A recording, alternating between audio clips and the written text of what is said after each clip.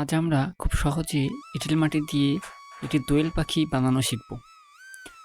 তো দোয়েল পাখি বানানোর জন্য প্রথমে একটা দোয়েল পাখির ছবি অথবা একটা ছবি এঁকে নিয়ে সামনে রেখে দেব। তারপর যে আকৃতি বা গঠন দেখতে পাবো ঠিক সেভাবে আমরা গঠনগুলো তৈরি করার চেষ্টা করব। প্রথমে আমরা একটা নিচে রাখার জন্য একটা গাছের ডাল করে নিয়েছি। তারপরে একটা মাটি দিয়ে একদিকে গোল একদিকে কোনা একটা বডি অংশ করেছি। তারপরে গোল বৃত্ত করে নিয়ে ঠিক এক যে দিকে গোল সাইড আছে সেদিকে আমরা গোল বৃত্তটা আমরা বসিয়ে দিয়েছি। দিয়ে একটি কাঠি দিয়ে অথবা হাত দিয়ে সুন্দর করে মিশিয়ে দিয়েছি যেন দুই অংশটা জোড়া লেগে যায় এবং গঠনটা যেন মাথা এবং পাখির দেহের মতো লাগে। তারপরে আমরা একটা ঠোঁট বানিয়েছি এবং ঠোঁটটাও আমরা ঠিক মাথার সঙ্গে লাগিয়ে দিচ্ছি এবং আমাদেরকে কিন্তু আমরা যে ছবিটা দেখে করছি পাখিটা, সেই ছবিটা কিন্তু আমাকে দেখতে হবে যে ঠোঁট কেমন, মাথা কেমন, তার দেহটা কেমন, সবগুলো দেখে দেখে আমাদেরকে কিন্তু আমরা অনেকেই মাটি দিয়ে ভাস্কর্য করি কিন্তু হয়তো আমরা যে জিনিসটা করি সেটা সামনে রাখি না। এটা আমাদের একটা ভুল। আমরা যে জিনিসটা বানাবো সেই জিনিসের একটা ছবি আমরা সামনে রাখবো এবং দেখে দেখে কোন জিনিসে কেমন গঠন দেখে দেখে ঠিক আমরা ঠিক সেভাবে করব। এবার আমরা চেষ্টা করেছি জল দিয়ে পাখিটাকে একটু একদম হাত দিয়ে টিপে টিপে সমান করতে এবং যেখানকার যে গঠন ঠিক সেভাবে সেই গঠনগুলো রাখতে। এবার ঠোঁট আর মুখের যে অংশটা সেটা আমরা বোঝানোর চেষ্টা করছি যে এখানে গঠনটা কেমন হয়।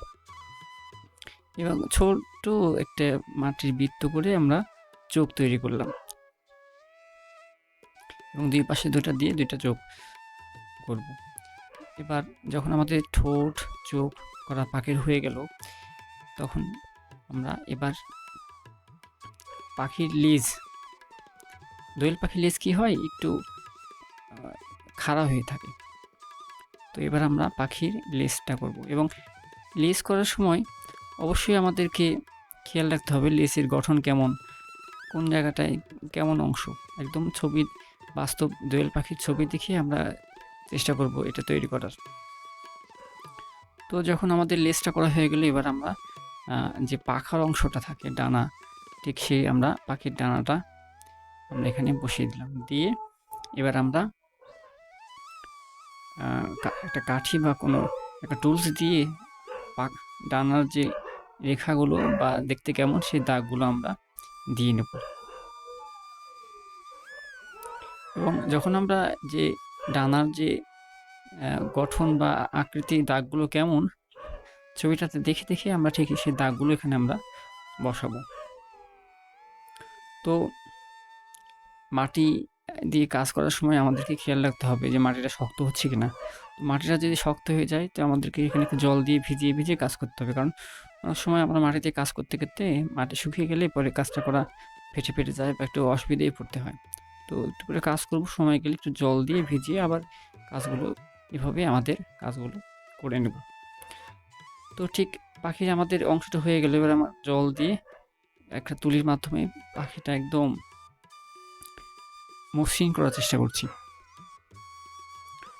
তো পাখির ডানা যখন হয়ে যাব তারপরে আমরা ঠিক পাখিটা আমরা প্রথমে যে একটা গাছের ডাল করছিলাম নিচে, তার উপরে একটা দুইটা কাঠি দিয়ে পা তৈরি করে আমরা বসিয়ে দেব। তো আমাদের চ্যানেলটা যদি আপনাদের শেখার মতো কিছু থাকে বা ভালো লাগে তাহলে আমার চ্যানেলটা সাবস্ক্রাইব করে আমাদের সাথে থাকুন এবং কমেন্ট করে জানাবেন যে আপনারা আর কি আঁকা দেখতে বা তৈরি করা শিখতে চান। চেষ্টা করব আমরা আপনাদের কমেন্টগুলো মাথায় রেখে কাজগুলো করার। তো সকলেই খুব ভালো থাকবেন এবং ভিডিওটা দেখার জন্য অসংখ্য ধন্যবাদ।